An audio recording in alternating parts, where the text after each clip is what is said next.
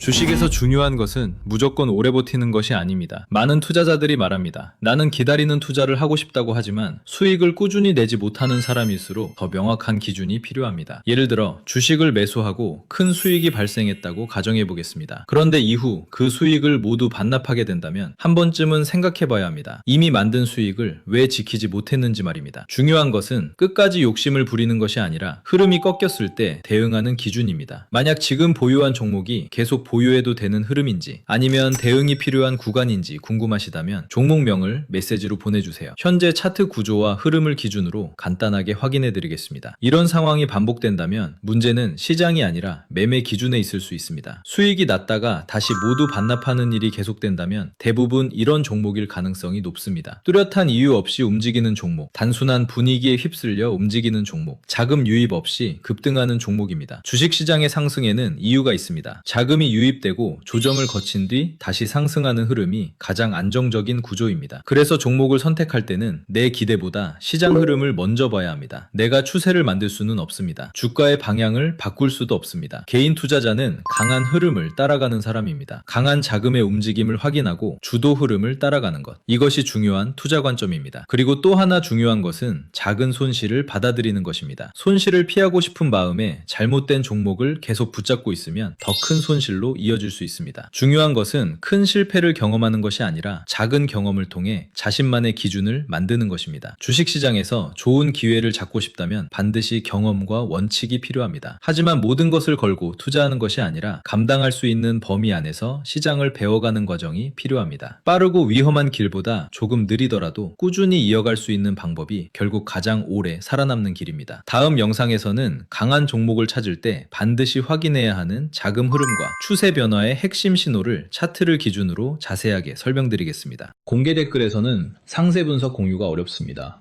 카카오톡 아이디 pp6290 추가 후 메시지로 99 보내주시면 정리된 자료를 확인 후 순차적으로 안내드리겠습니다.